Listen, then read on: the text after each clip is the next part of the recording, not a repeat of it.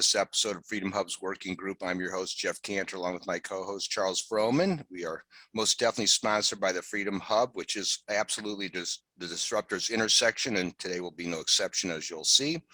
We definitely want you to come and scope out the site. It's very easy to get to. It's just your-mp.com, and let's take a quick diversion. And that is shorthand for the marketplace for health, wealth, and freedom. Awful lot of stuff that you can see by coming through these various tabs and the like, but let's focus for a minute on today. Under the home tab, you'll see there's webinar, and that's what we're at right now. And then the continuing the conversation, which is for what happens next. So let's divert there for a quick moment. And here's what happens after the conversation. You're going to probably get excited or want to help out or participate. So here's where you're going to connect with past guests, and there's a wealth of them here, as you can see. And you'll be able to kind of go back through history, and good or bad, the bulk of these are still current. Even if it's a year ago, these are still hot topics, unfortunately, because we still got these issues burning. And then we also wanted to let you know, we also have some outside organizations that are also collectively fighting for your freedom. So under this freedom tab, you'll see fighting for freedom. And here's a beginnings of a nice list, and you'll see there's plenty as we keep adding them, so you can really connect with a lot of different organizations. But under the webinar tab, which is where we are today, let's take a quick gander at that. So if you come on down, we'll see who we've got today. We have another one later today if you want to participate. But most importantly, we do have the list of who's coming up. And here, very importantly, is the ones from the past. So today will be posted by the end of the week or by the weekend at the latest. And here you can see you'll be able to come to any of your favorite platforms. We're on 4 of them. And you'll be able to see these videos. And again, you'll be able to connect with these people on the continuing the conversation part of it. So we definitely want you to take advantage of the wealth of all these experts and all of what they've been working so aggressively to help all of us succeed in. So we want to see what you can do to help too. And with that in mind, let's jump into today here. And this is where Charles is going to get involved. Yes, he is. And that is me. Thanks, Jeff. And welcome, Tom. Been trying to track down Tom for a long time. You know, for those of us who get deep into politics and activism, and then for those of us in that category who like to push the envelope and find edgier and edgier issues, you know, there's a decade-old issue called Agenda 21, I think from the United Nations. Tom can correct me for the record. Regarding sustainable growth. That sounds nice, but with every nice sounding government scheme, there's always unintended or intended consequences. And the sustainability can't work if there's a property rights barrier. And property rights is the mother of all rights for anyone who understands natural law. Our right to live is subject, according to Rothbard, to our property right in ourselves, self-ownership. And with the COVID hysteria, there's a wireless behavior tracking angle that's happening in a lot of states, including ours in Virginia. In Stafford County specifically, where the governments, the NGOs, and the wireless companies are using radiation emitting wireless to track your behavior without any informed consent, without any recourse. And they're couching it in nice names like smart growth that sound nice. But, you know, if you're going to be a smart American, a smart consumer, you got to get the facts. Informed consent really needs more of the informed part. And that's what Tom is here to discuss, not just for the smart growth threat, but for any threat, because ultimately he wants to talk solutions. And his solution is something we've discussed occasionally, sort of a local empowerment angle, bottom up freedom pods. And he's got the experience to come to this conclusion on the best political method to protect your rights. He goes back to the 60s, where, like most people, he learned that when you earn money as a young kid, some of that money is taken by the government. And that happened when he couldn't vote. So he started Youth for Fair Government. He got involved with Young Americans for Freedom. And in the 80s, he founded the American Policy Center, having done some election monitoring with our dangerous allies down in Central America. And he got involved in the 90s with the Clinton administration on education reform, specifically sort of opposing the centralization of education policy, privacy issues, and ultimately property rights issues around Agenda 21. So I'm excited to hear what he has to say, Jeff, about local freedom pods. Going to be very, very interesting. So on that note, Tom, I'm going to stop my screen. I'm going to give you the spotlight. All right, I appreciate it. Thank you so much for having me on your program. And I'm going to talk very fast because I have an awful lot to say. And if I go so fast that you miss something, be sure to ask me questions about it. If I haven't covered something you want to do. But we are facing things that we have never faced before as Americans. People are just reeling from what we're dealing with. And, since the beginning of human society, there have always been forces who wanted to rule the world. And what they usually did was they put together armies, and they came in and they smashed things and they killed people and they subjugated people. We are today dealing with the most evil minds, the most diabolical minds we have ever dealt with, in the forces that want to take over and rule the world. They figured out a way to conquer us by getting us to voluntarily help them subjugate us and to voluntarily give up our liberties to do that. Now, what could possibly be such a powerful message to accomplish that feat? What they came up with to get us to voluntarily give up our liberties is the fear of environmental Armageddon. I have had so many environmentalists say to me, it doesn't matter how many rights you think you have if you don't have a planet to stand on. Ooh, fear. And it's all based on that. Fear is the tool. Climate change has become the weapon. Private property, free enterprise, and individual choice have become the targets. And this brings it all down to where we are with it. Today, as I go quickly through this, the Biden infrastructure bill that you're hearing about now calls for ending zoning protections for single-family neighborhoods and installing Section 8 housing and high rises and so forth in various neighborhoods.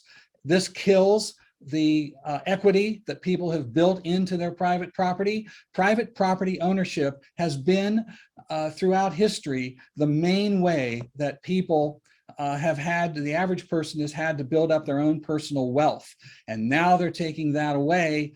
And get this, the mayor of Minneapolis said people living in single-family neighborhoods are self-segregating themselves from people that they don't want to live next to, and therefore single-family homes are racist. And then we've witnessed what these lockdowns have done to small businesses, destroying them. And yet global corporations are having some of the best years of their history as they flourish through their partnership with government. But local businesses are going out by the hundreds and the thousands. Meanwhile, local representative government is being replaced with non-elected regional councils taking government further from the people. Let me share this quote with you. The local Agenda 21 planning guide that is published by the International Council for Local Environmental Initiatives, ICLEI. This was from 1996, and it said, no one fully understands how or even if sustainable development can be achieved. However, there is a growing consensus that it must be accomplished at the local level if it is to be achieved on a global basis. That pretty much lays down what we're dealing with here. Now, where did all of these ideas come from that now invade every single community in this country? Over the past 30 years, a well-orchestrated scheme for imposing top-down global control has been oozing out of the United Nations and into your communities. In 1992, the United Nations introduced Agenda 21, the agenda for the 21st century. First of all, this was in Rio de Janeiro. There were, at the Earth Summit, 50,000 delegates. These were delegates to this, the bureaucrats, members of non-governmental organizations, and diplomats and so forth, and 179 heads of state, including George H.W. Bush, who signed on to this as sounding like a good idea. They said that Agenda 21 is a comprehensive blueprint for the reorganization of human society. This was not just a picnic on the beach. They were dead serious. The plan is fully based on the fears of climate change. Now, a colleague of mine who just recently passed away, her name is Rosa Corey, and she was the head of a group called Democrats Against Agenda 21. She gave the best explanation of Agenda 21 and sustainable development I've ever seen. She said, quote, UN Agenda 21 Sustainable Development is the action plan for inventory and control of all land, all water, all minerals, all plants, all animals, all construction, all means of production, all information, all energy, and all human beings in the world. It means inventory and control. That is what Agenda 21 is and has been. In 2015, the UN needed to rally their troops and make sure they had something new to get excited about. And so they introduced what they called Agenda 2030. It's exactly the same plan but the difference here is that it features many more details than they had put out before. Over time, step by step, they first of all of their words in the beginning with Agenda 21 was, it's just a suggestion of a great way to protect the environment and so forth. Each time they got a little bit more detail, and Agenda 2030 came out with 17 enumerated goals. The preamble of Agenda 2030 said, quote, all countries and all stakeholders, these are private non-governmental organizations that are behind all of this, stakeholders, all countries and all stakeholders acting in collaborative partnership will implement this plan. That's not a suggestion, that's a threat, and that's a promise. That's what they mean to do. Then in 2017, they got even bolder with more details as they introduced the Green New Deal. This one details the complete reorganization of government and the destruction of our economic system, our source of energy, our food supply, and our entire way of life. It has nothing to do with protecting the environment. Finally, in 2021, the global forces have fully revealed themselves and their true goals as they introduced the Great Reset. It is the full enforcement of all of these plans, and it is tearing through the United States with lightning speed. The pandemic and its lockdowns were a practice run.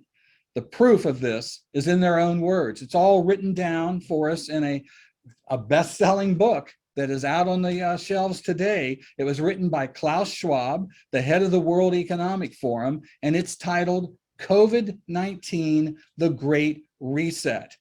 Now, he has written the updated blueprint dealing with exactly what they have in their mind for all of us. One item that comes out in the Great Reset documents, and Klaus Schwab says very proudly, no one will own anything. You won't have any possessions. Sounds like a John Lennon song, doesn't it? It's interesting to note that this book was published in August of 2020. That's just 5 months after the COVID lockdown. Yet the book claims to be based on what was learned during the lockdown and was to guide us in how to govern our countries and establish a global economy, all learned from the horrors of the COVID pandemic. Well, you know, I've written 3 books, and I know how long it takes to do that. First of all, you have to conceive of the book. Then you have to do the research. Then you have to write the book. Then you have to find a publisher and get it laid out and printed and into the bookstores. They accomplished this incredible feat in 5 months. The truth of the matter is it had absolutely nothing to do with the pandemic. It was already written. It is the plan. that they intend to put together for all of us. But as we have a short amount of time, the question on everyone's mind is, what do we do about it? How do we stop it? Can we stop it? Well, I'm here to tell you, after 30 years of working against these forces, knowing all these issues coming up against us, being ignored a lot, finally, I see more and more and more people getting it, understanding there's something vastly wrong. And I'm going to tell you very quickly how to start, because we can defeat this, but we've got to organize. One of the main issues from our side that we must face is that those of us who advocate limited government, we do that because we don't like government. We want government to be small and unintrusive as possible, and we want to just be left alone to live our life. We especially don't like to get involved on the local level in government. Regarding, the idea of going to a city council meeting, a county commission meeting on a regular basis, oh golly, nobody wants to do that. It's just kind of unheard of from our side. Instead, so much of our interest, if we get excited about politics, what we're really excited about is running somebody for president. And then we get our guy in, and what do? Oh, good. He's in there now. He's going to take care of everything. I can go home and I don't have to do anything. What we have failed to do in that is to build an infrastructure from which to fight for freedom on a regular basis. And just ask yourself, when was the last time many of us ever really cared about who was the city attorney or the county attorney or the state attorney? And yet, these are the very people who are implementing the COVID lockdowns, and right there as mayors and governors dictate these policies. These are the people enforcing it. And, after witnessing this current election crisis that we just went through, don't you wish that people with our values had been interested in gaining positions on the local board of elections so we might have a say in how elections are run? Well, we didn't do that. For several decades, the other side has been dedicated in its efforts to organize, especially focusing on the local level. Meanwhile, we advocates of limited government failed to do the required dirty work of our local organization and activism to protect our freedoms. All of a sudden, some new issue comes up and we look at each other and go, well, where'd that come from? What do we do about that? Well, we can't fight City Hall.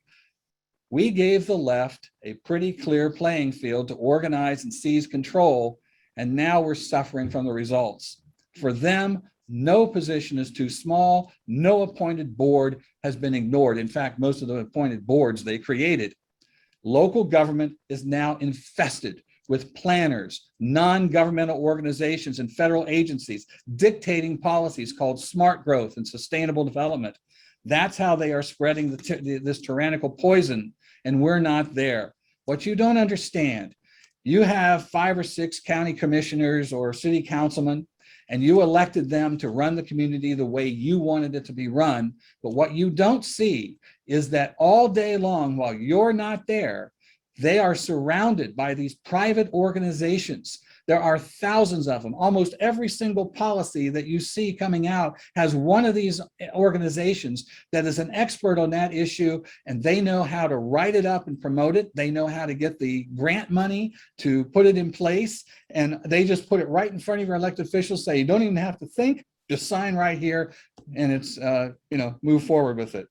So that's how they're doing it, and we're not there. One of our people shows up and says, wait a minute, you know what this is? You know where it's going? They say, oh, that person's crazy. They're just completely out of step. Everybody's doing it this way. This is the way it's done. Remember this.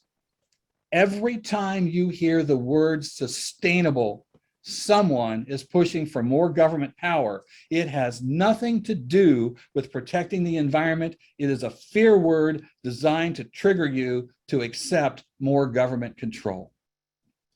So, how do we effectively fight to restore liberty in America? The answer is we focus on the local level. Do you think it has any credibility to say we're going to do put a big telephone operation in to call Nancy Pelosi? Do you think it has any credibility to send petitions to your congressman? No, they're not listening to you. The farther government is away from you, the less they care about what you think. But your local elected officials do care. And if they feel the pressure from you, it will have an effect. We must stop depending on one person, one icon, a president or a governor to lead us. We must take the responsibility ourselves to assure that government does not move forward unattended. City councils, county commissions, and state legislatures have more power than they know, than they understand. That's the way the founders put it together. And they can and they must stand up to federal overreach, but they're only going to do that if they're feeling pressure from you. What we have to do is change the debate to attack anti-freedom policies, expose non-governmental organizations. These guys are carpetbaggers. They're not local. They're not local stakeholders. You are, but that's the term they use. And they're hiding there in the shadows, dictating this policy, forcing elected officials to be personally, what we have to do is force our elected officials to be personally responsible for their actions and organize to assure we elect leaders who promote and defend the principles of freedom. One of the reasons they don't pay any attention to you is because they have no repercussions for their actions. If they put in a policy that you maybe sue the city over and you win, they're not paying the fees, they're not paying the attorney fees or fines or anything like that. You, the taxpayers, are. They don't care what you do or what you say because they feel no pain for their actions. Now, think about it. How would it change your life if our city council was made up of individuals who guided your community under the 3 pillars of freedom, which include protection of private property, support of local businesses to help keep them in operation and to compete in free enterprise, and lifting of rules and regulations that stifled personal choices in your individual life? So how do we make all that a reality? Set a goal to turn your community into what I have coined this phrase, this title, a freedom pod. Don't worry about what's happening in your neighboring communities. Focus on your community. If you can gain control of your local government, it will be noticed by your neighboring communities and the next and the next and the next. And pretty soon they'll be saying, how did you do that? How can we help? And they'll begin to build free. That's why I call it a freedom pod, planting the seeds. That's what a freedom pod is. But if you want to transform your community into a freedom pod, you have got to start from scratch. This is the part nobody wants to do. They want to have all the silver bullet. Let's have the right word to use. What kind of title can we put together? How can we take care of this all now? It ain't going to happen that way. You have to build the infrastructure. And once you do that, then you can carry on a continuous fight. They come up with something new. Boom, you've got it already organized, how to research it, how to go after it, how to expose it. But if you want to make your impact felt on your current elected officials, whether they're Democrats or Republicans, if you want to win, you have got to change the debate and you set the issues. What you have to do to start with is to build a team. And there are so many people who have not been activists, who want to be activists today, don't know how to do this. So let me go through very quickly some of the things that you can do. These are very basic things, and we can grow on it step by step, and we're doing some things that way. But these are some things to do right from the very beginning. They must be done. Number one, start to research. Those of you who enjoy doing research are vitally important to this. You love to get in there and start digging down. You need to know your enemy. Before you can beat them, you need to know who they are and what they're doing. Who are the players at City Hall? Most of these planning groups and these NGOs are operating in cities all over the nation. They have a record. They have a history of who they are and what they are. Start to check that out. You might find some amazing things about some of these groups, and you can expose that, and that will influence your elected officials about whether to listen to them or not. What programs have they promoted? How are they funded? Who are their leaders? Things like that. In addition, this is vitally important. Every single community in this nation has a comprehensive development plan now. Start researching that. Take a look at it. First of all, you'll be able to find certain areas of town that are targeted for certain programs. People who are going to live in those areas or who are living in those areas may be victims of this, and they could be people you could recruit to your side. But here is a number one thing to look at if you're looking at that comprehensive plan. Look for one single word that says anything about protection of private property. I absolutely guarantee you it is not there. The second thing, and by the way, all of these things I'm talking about, do not try to do this alone. You don't have to have thousands, you don't have to have hundreds, but a good solid group of 25 or 30 can make a huge difference. Second thing you need, what we call the watchers. Now, these are folks who volunteer, 2 or 3 people, who volunteer to attend every single public meeting and just sit there and listen and record and take notes of what is said and who said it. Determine who are the main movers in these meetings, which elected official is pushing the agenda.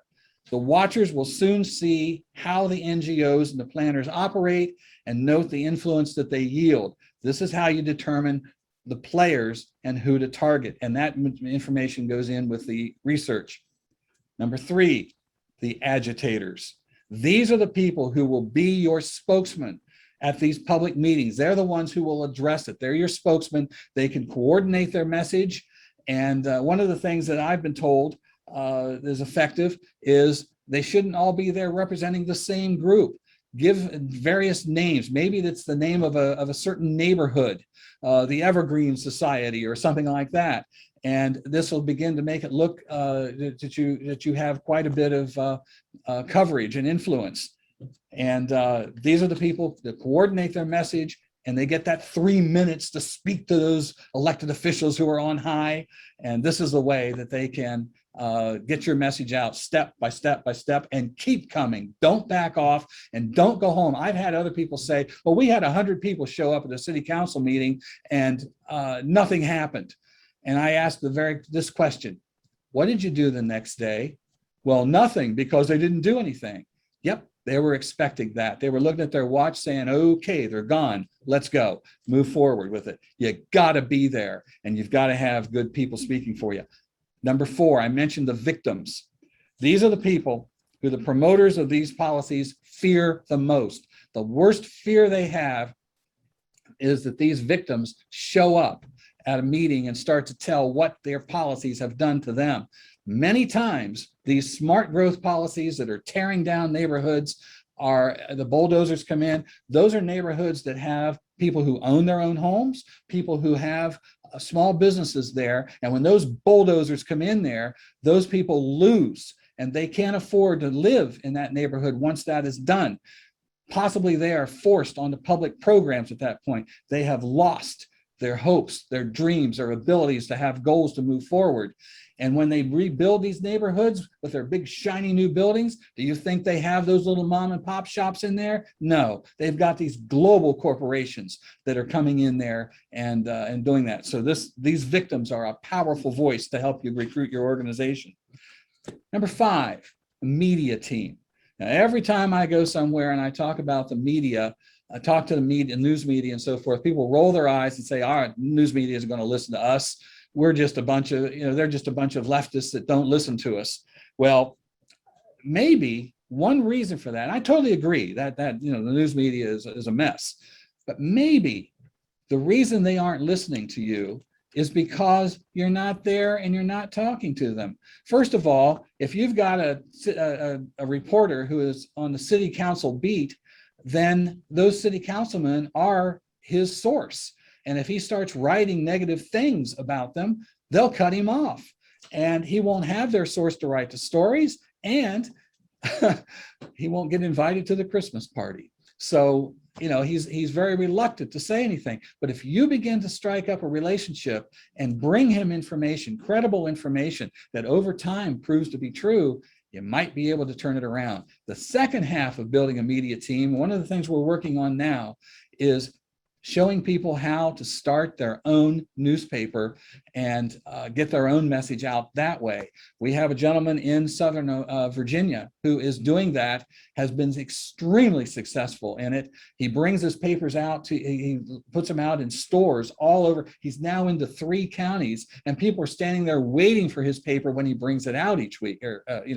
So this is something that's becoming very effective. Then we have all these people who are have never been involved before, have no idea what to do. These are the real activists that you want to bring in and get involved. We've got to get them involved and keep them. One thing you can do with them, they can be the ones that stack the city council meetings with hundreds of you to make your power felt. And they can be the ones that carry signs and stand at rallies and so forth. They don't have to do anything else, doesn't have to intimidate them, but that's how you can get them involved. And eventually something's going to grab their attention and they're going to want to be one of these other things. Number 7, social media team. If you've got some young people in your operation, this is right up their alley. This is another way to get around the media. You can build with Facebook or have your own web page and so forth. Believe me, the opposition watches the growth of those pages. I've got some activists down in Louisiana who are they've grown to 4,000 activists, and they're making a big difference. And then building a campaign. You've got to get your own people in there to elected to these offices. One of the things the Republican Party has failed to do across this country is to build precinct organizations. And we all sit and wait for them to do this. We got all kinds of Democrat candidates running that don't have opposition. This is a crime. Don't wait for a party to do this. You've got your own organization. You can build your own precinct operation and get to know people in the neighborhoods, get to know who you need to kind of herd into the polling places on election day. And if you do it right, candidates will seek you out because you're being effective. You can affect the outcome. And finally, there's this. Build a grading system of your elected officials. Take a look at the policies that they've passed. Give a grading system of 1 to 10. 1 meaning it's an absolute yuck, 10 meaning they're freedom's heroes. And if you begin to pull together and say, this councilman is a number 3, this councilman is a 10, this councilman is a 1. And here's the fun part of building the grading system. When they respond to you because they are highly upset because you've told people that they're a 3, they've just opened up the public debate so you can answer them. Well, councilman, you've done this and this and this. How do you answer to that? He's opened up the debate for you, and the grading system will have a huge impact on them. If you have done this enough and you have enough people involved and so forth, they're going to want to appease you instead of oppose you. So every one of these tactics works to address government overreach, including school boards. You can use the exact same tactics on school boards. And right now, as you're watching, one of the biggest debates we have going on and bringing people out is the fight over critical race theory in the classrooms. And there are 75 million Americans who have they're scared. They had their vote taken away from them. They're angry. Our job is to get them involved and keep them involved. These steps that I've outlined here, very, very basic, how to build a freedom pod, will do that. It will keep them involved. To live in a life as you choose, to start to grow freedom pods in every city and state. If you succeed in your community, it will grow to the next and the next and the next. But please know this. Our Constitution and the Republic it created are not dead. They are suffering from neglect. We are facing a dedicated, determined enemy like no generation of Americans has ever faced. There's only one way to stop it. We must get equally determined to win. Build the permanent organization, the infrastructure for which to quickly mount opposition or your defense. That's a freedom pod. The bottom line, it's your community, your property, your right to choose. We have to keep coming at them, keep up the pressure, and never back down. That's how we take back our freedoms. Well, thank Amen to that. That was all very good. And I'm sure we're going to get a boatload of questions. I see some hands already, but I'm going to capitalize on and take advantage of you initially. It's interesting when you talked about, why you need other people not to pick like the person to be the one. Florida's a perfect example because the governor is trying to do certain things, but local communities are thwarting him. So it goes to show that it's the local level actually has more sway than the person at the top, as far as their ability to refuse to follow, or like the administration's been refusing some of the things the Supreme Court has potentially said to them. So you're dead on with that one. And, what's key, and this is sad to see, but we're the kind of country where it has to get bad for you personally to do anything. And so that might be the silver lining with this COVID and every other thing, is suddenly everybody got to see firsthand what you've been talking about, that you've obviously known about for a long time, and everybody else is patting on you on the head. Oh, that's great, Tom, because it's not perceivable enough that it's happening. It's like I see a fire raging across the street. I got to go out and water down my house so it doesn't burn. It's so incremental and quiet and gradual, and like you said, and it's framed in such great language. But it has to be, like you said, when that Ron Paul phenomenon occurred and people said, hey, we need a blimp and we need this, that didn't come from the campaign. Local people thought it up and others contributed. The next thing you know, they were running the campaign from the bottom up. And that really is what it takes. I love what you're doing here. It's great. And you've nailed, and this is the one thing how we can sort of figure out what to do. This is my long driveway to a small house, is this question. I haven't been involved politically for a long time. People want to say, hey, can I give you some money, or you've got my vote, or whatever. I said, no, I actually need you to stand on the corner and collect signatures for a petition. Oh my gosh, I got the kids and the this and the that. The minute you need time, that's the challenge.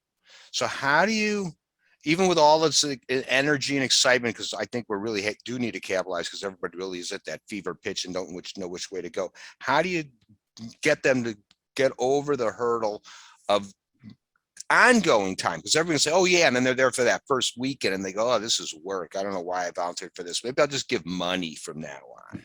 But we need the bodies, like you said. One guy standing there with 100 people that gave him money doesn't look as good as 100 people standing there.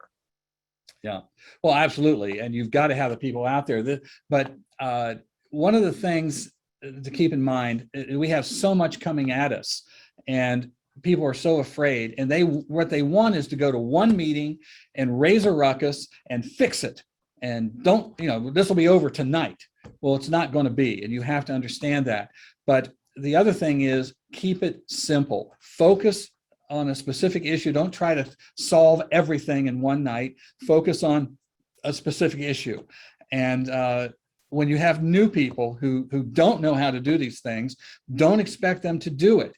Stand there with them. Have them standing by your side. If you're having petitions signed, you be the one who's talking to people, and let them stand there and hold the clipboard and help them as people sign it. They don't have to say anything, so they don't get intimidated by it. And that's one way to get these people involved. And the other thing is, as I said, I think earlier, that people are much more motivated by something that's affecting them. The reason that we have more people coming out now who ignored us in the beginning when we were telling this stuff 30 years ago, they weren't feeling the effects of it. And so they could say, well, that's not happening here. How many times I heard people say, oh, that's not happening here. And I could go right into their city council and their documents and show, here it is right here. But they have to feel it. They have to become frightened of it, have to become victims of it before they really want to stand up and do something. And what we have to be able to do is provide for them then, here's what you do, and give them answers. And so that's what we're working on to try to do. That's the perfect thing. You just give somebody like some cut and paste activities. And I think that idea of bringing someone along with you is a great idea. I'm just hearkening back to when I did some of that stuff. And for them just to hold the clipboard, they see what you're saying, they kind of pick it up through osmosis, and they get acclimated to doing such a thing. So when it's kind of their turn, they're not so intimidated. That's a great thing to point out. See, I never had that intimidation. I was always like, the heck with that. I'm going to talk to these people. But most people are shy, Mm-hmm. So in that regard, Jenny, I see you got a great question to ask. Hello, Tom. Thank you, Hi. Jeff. So I actually think that you and I are are you in Fauquier County? I'm pretty I sure. am. I'd be Yeah. curious to see if you have a pod around here. I'd be happy to look into joining the pod and talk to you further about that. But I wanted to kind of build on what you said about non-governmental organizations, because I'm a part of a group, Virginians for Safe Technology. And what we're dealing with at the local level, it actually, we keep getting kicked back to the state because Virginia is a Dillon rule state. But then Stafford County, what we just found out maybe like about 6 months ago, is Stafford County is slated to become a smart city and is currently labeled as a living test bed. And so they're putting frequencies and sensors and, across the county to develop a commercial IoT portion of the 5G network. But the problem is it's being deployed under VIPA, which is the Virginia Innovation Partnership Authority. And they were recently empowered to partner with non-governmental organization, which is CIT. Sorry, I'm getting to it, but it's all very convoluted. But basically what's happening is this public-private partnership has blurred the lines, and they're bringing the technology dollars to startups in the area where they're unelected by the people. And this is all happening under everyone's noses, and it's not happening through the elected officials. And when you ask the elected officials about it, they kick it back to the state, or they say, oh, but that's their, it's the NGOs, we don't really have much to do with that. So I'm curious to get your feedback on that, because Virginia is a Dillon rule state. And with the technology specifically, we've dealt with the FCC and how they'll all try to put it on the FCC, and then the FCC will try to put it back on the state. So I just wanted to build on that and also get your feedback on the state level. Well, this is just typical of how they operate, and it's always giving these elected officials that excuse. Oh, we're not involved in that. We don't do that. And you have these regional councils, and I'll give you a quick example. In Ohio, there is a lady named Jenny Granado, and she had a house that was a historic house. It was built by a War of 1812 general, in fact, and she had a highway running in front of it. And they decided some government entity decided they were going to expand this road in front of their house. She had a hedge and so forth in her front yard. Her mother had a favorite tree in the front yard she liked to sit under and sit in the sun and so forth. And they had no idea what was going to happen, or who. She tried to find out, nobody would tell her anything. One day the bulldozers showed up and just took out the whole hedge and the tree, and then they started to put in what they said was a bike path, but actually it was a bike highway, and it came within 7 feet of her front door, and it literally rendered her property unlivable. And she goes to the county commissioners, and they said, oh, we didn't do that. The regional commission did that. And so she goes to the regional commission, which covers several different counties. And they said, oh, all we did was apply for the grant. We didn't have anything to do with it. In other words, no one was responsible. My point is, this is how they operate. They have layer upon layer upon layer.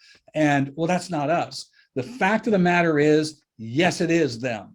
County commissioners, city councilmen, state legislators are voted to represent the people in their districts and their constituencies.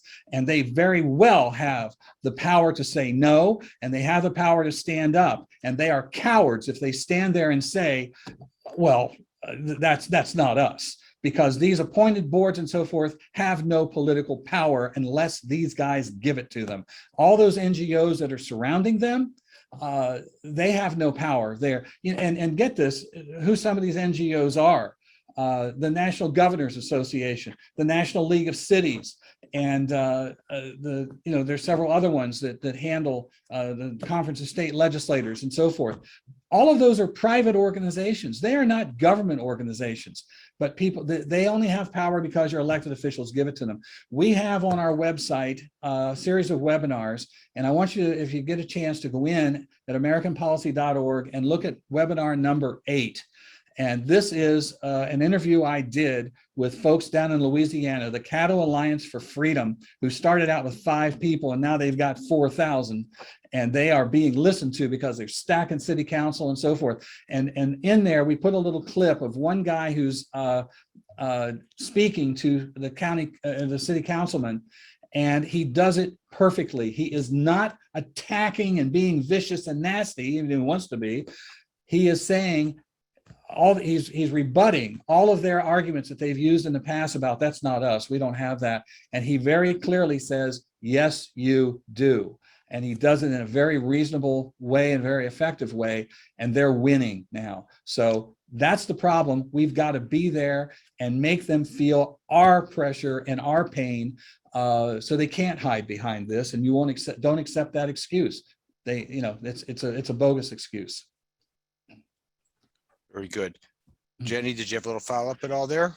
Well, yeah, I do, because it does seem like this data stuff is tying everything together. And it started at the state level where they appointed, or when I say they, I mean the governor, through an order, appointed a chief data officer. And then under the data officer sits, everybody, both public and private. And then you've got the data sharing and analytics advisory committee and the data sharing and analytics governance. And then it boils down to VIPA, and then VIPA gives their power away to CIT.org. And it's almost as if they created a government that runs alongside, that's not elected, from the state level. So you're saying at the local level, like in Stafford, because we have an individual who lives there who for the past year and a half has been avoided, and she's given presentations and the whole 9, but they've basically given her the runaround. And then at the very end of it, they said, well, sue us,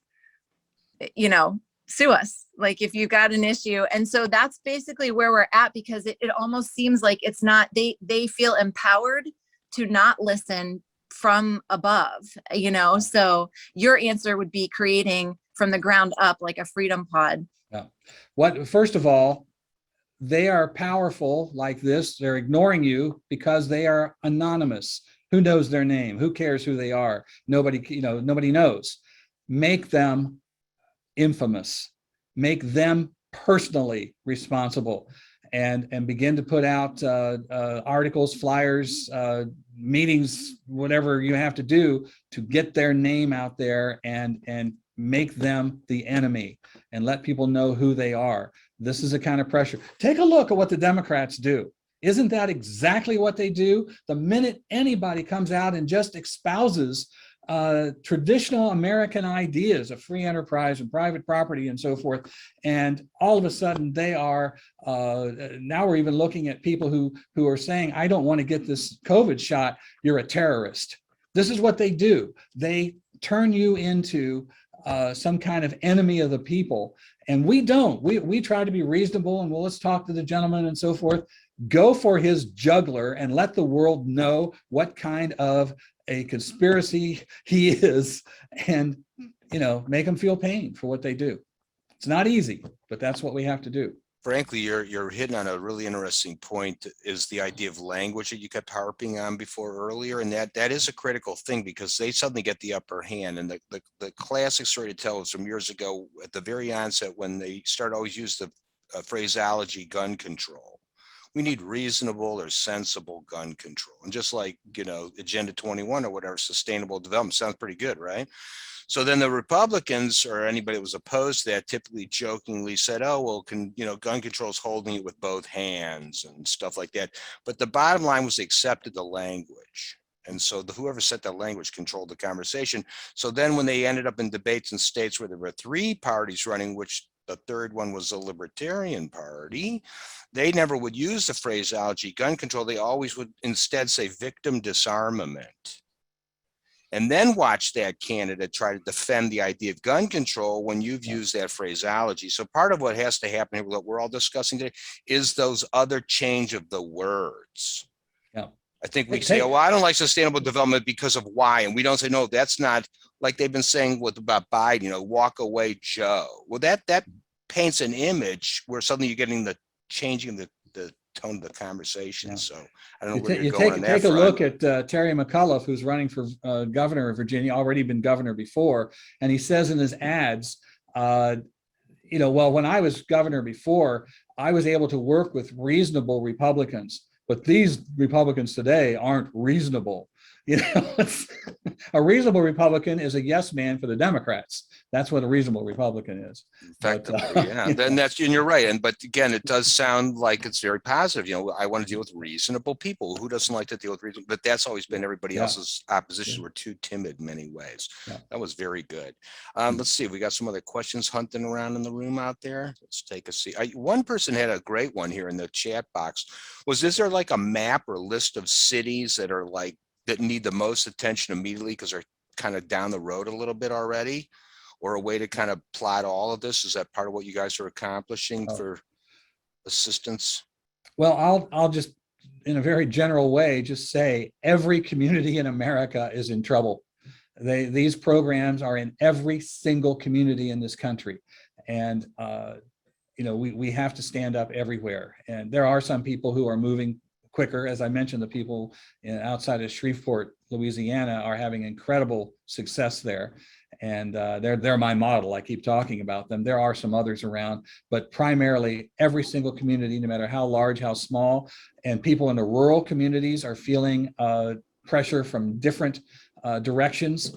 And we're the cattle industry and the farmers across the boards are being attacked in every way. This infrastructure bill that they're trying to force through right now, the attack on not only the attack on single family homes and so forth. Did you know that the American cattle industry is now being controlled by the World Wildlife Fund, an organization that said the one way to save the planet is to stop beef consumption?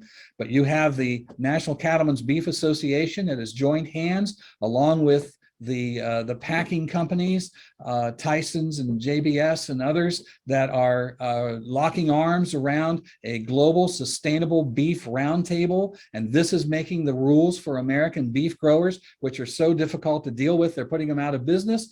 And, and of course you got Bill Gates, who's moving to get rid of beef as well. And he owns more farmland than anybody else in this country in order to do that. All of these kind of things, they are marching step by step by step.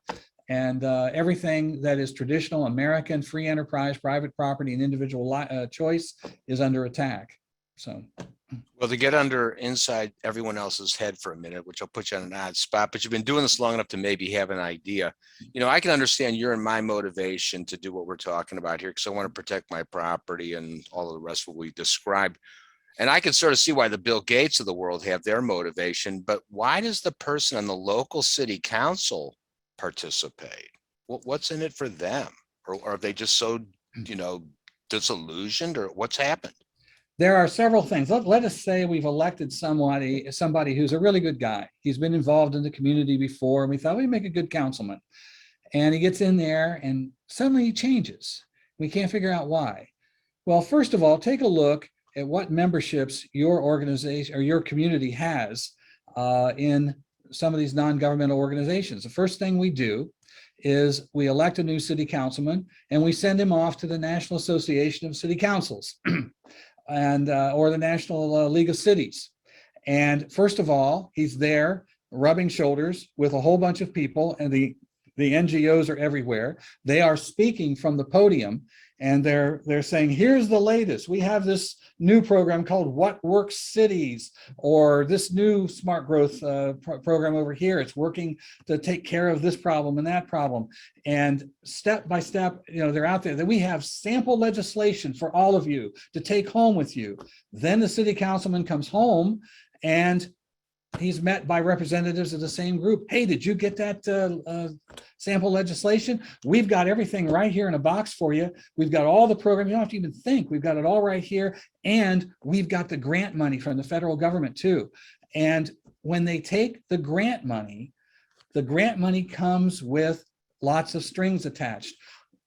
Under Bill Clinton in the 1990s, he put together the President's Council on Sustainable Development. On that council were members of the NGOs who helped write Agenda 21 at the UN level, plus members of the all the agencies of the federal government, plus a lot of heads of corporate corporations, public-private partnerships. These NGOs helped write the language in those grants to implement Agenda 21 and those sustainable development programs if you take the grant. In my hometown of Newark, Ohio, we have in the center of town a courthouse and a square that goes around it. That's where we cruised when I was in high school and so forth, at the center of town. Well, 100 years later, it's, got infrastructure problems. There's pipes, there's wires and so forth underneath there that need to be taken care of. And the city council applied for a grant, and they got one from the EPA to help fix the infrastructure problem. Legitimate thing to do. However, the small print in there that they weren't aware of said they also had to put on each corner of the square a roundabout to eliminate traffic lights, because sitting at traffic lights causes you to pollute and cause global warming. And so now, millions of dollars later, they've completely changed the whole downtown, and they're stuck with this. That's how it works. They take the grant money and it's got these hidden things in it, and they are implementing if you've got bike lanes, if you've got what they call traffic calming, where they've got speed bumps every 5 yards, or public transportation, whatever the case may be, it's in those grant programs, and those NGOs are right there at the shoulder of your elected official every day. And we're not there. They aren't hearing our side about why this is bad. And so when we come in there, one person gets brave enough to walk in and take those 3 minutes to talk to them. The NGOs are standing behind the elected officials saying the guy's nuts, don't pay attention to him, and you're dismissed and not listened to. That's the reason why good people become bad legislators. Okay, well, that's a great place. Unfortunately, to have to end it, but as you can see, it's the value of this continuing the conversation, because needless to say, Tom, we're definitely going to need to get involved here. Yeah. We have to. I mean, this is something that there's no waiting or putting it off. We can worry about all those other little issues down the road, but this one is paramount. So I want to thank you so much for spending this great time with us today. Thank you. I just want to urge people to go to our website at americanpolicy.org. We've got, you'll see things in there. I've got an article that says, what do I mean by a freedom pod, to give you some of the stuff I've already talked about. We have our manual that we put together, our handbook, local activist handbook on teaching people how to get involved and so forth. These are tools we've created, and we're getting great feedback. All right. And just as a reminder for everybody to connect with Tom afterward, you're going to come back here to the continuing the conversation, and you'll have an entree here, and we'll have all the key stuff and ongoing participation. These are, ongoing and active connections for all these various speakers. So again, Tom, thanks so much for today. My pleasure. Thank you very much.